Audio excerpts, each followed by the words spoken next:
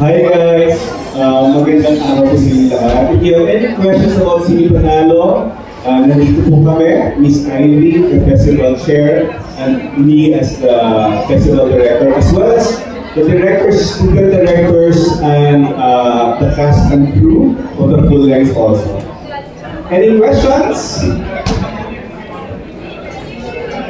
I think we're well covered. Wala pong magkakaroon. There, we have a question from Ms. Tessa.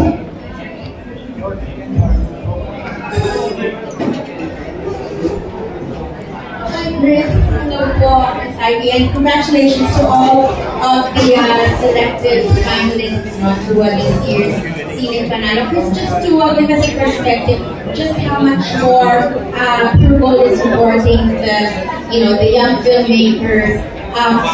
In percentage, how much more ang ibibigay nila ng grant sa mga Actually, ang nangyari, from 2.5 million, this year it increased to 3 million for full length. Pero may additional din because we have CMT supporting them for the equipment na napakalang bagay because suddenly the DOPs have access to all this modern equipment na CMT has to offer, which really elevated the film output. And then for students naman, we gave them 150 from 100 last year. And meron din tayo NFT na grabe yung support, umabot ng ilang araw, yung shoots ng mga student filmmakers. And we were able to cover 18 out of 24 student films. So just imagine, last year, 100,000 nakagawa ng magandang pelikula ng students. Ngayon, 150 plus all the equipment that they can use from MFT. So, actually, parang in percentage, it's way bigger, more than double in terms of resources. That's wonderful for the film industry. Ms. Ivy, I just wanted to ask, of course, in the beginning, everybody found it a little bit, hindi naman po strange, but it just didn't quite, sink in that Pure Gold is, mounting a film festival. But now that Sine Panalo has really succeeded in its first year, nasasanay na po kami. But of course, we also think on our end that Pure Gold is a business entity. And, we wonder what the success of Sine Panalo has done for Pure Gold. And on the other hand, if it's a part of Pure Gold's advocacy. Yes, no, for other festivals that it's really just part of Pure Gold's advocacy. And what it has contributed to the organization is through the recognition we get from the new, fresh, new sets of customers.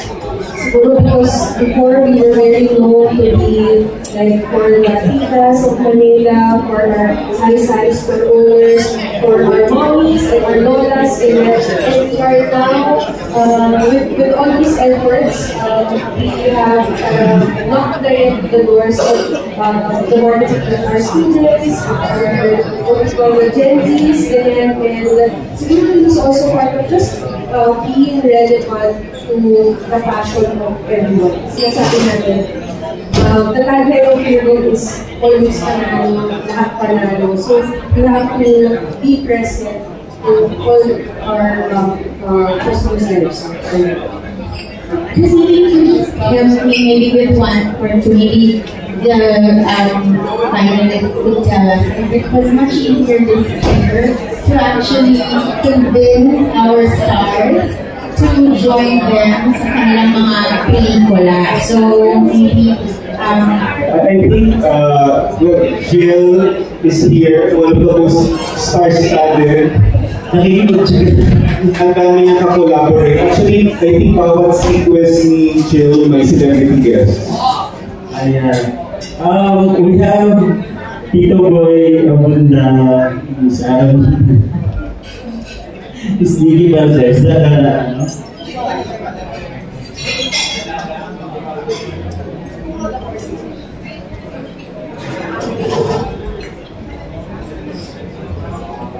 I think the question is nahirapan ka doon mag-convince. Dahil bago. Tayo lang po kasi bago lang din po ako eh. So it's a tie.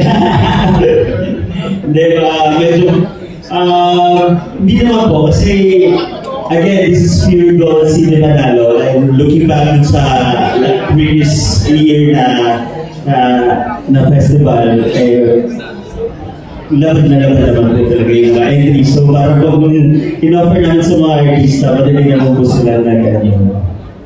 Of course. Okay, the question is, what does it mean for me to be a part of the Cine Manalo? Very honored po ako, and I'm very happy to have taken this opportunity. And sobrang nakita ko po kasi I did some research sa mga 2024 entries.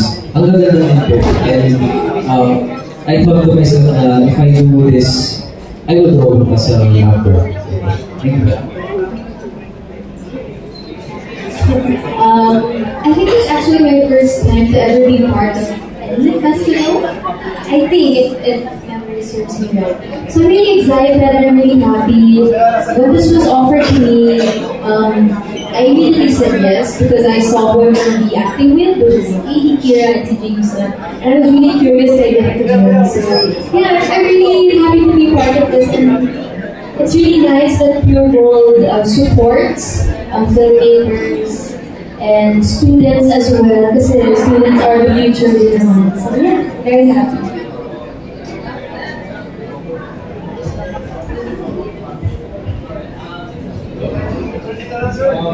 Well, for me, I started off my acting career joining festivals, so it's an honor to be part of Cine Manalo. And I think it's always a great time that we have these festivals to showcase the movies that we can create here. Not only to showcase the talents of the artists, but to also show how creative we can be when it comes to storylines, and also to see the other talents of the directors and everyone behind the camera. So yeah, it's an honor to be here. Okay, thank you so much. We have another question. Meron ba tayong next follow-up question or anything else?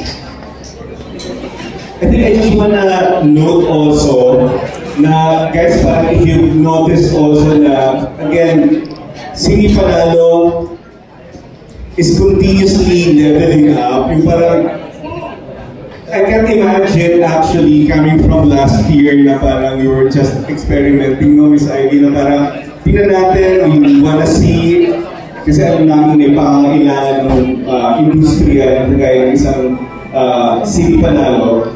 We didn't know na it will actually grow so fast. And sa mga naunang sumuporta sa amin, umpisa pa lang, we're so happy with that. Like, Mobile Fund has always been with us and FDRCP. And syempre, ngayon yung mga bagong partners even enrich the film festival. We have CMP, MFP, Gateway has been consistently with us. And guys, ano lang it's going to be longer na ngayon and more cinemas. And may section pa kami na yung mga last year's films, we'd like to show them also. Kasi ang daming hindi nakapanood and would like to see them. So, yun lang. So, other questions before we close the press con? I think we're good now. Okay, thank you so much. Miss Ivy, any last questions? Okay,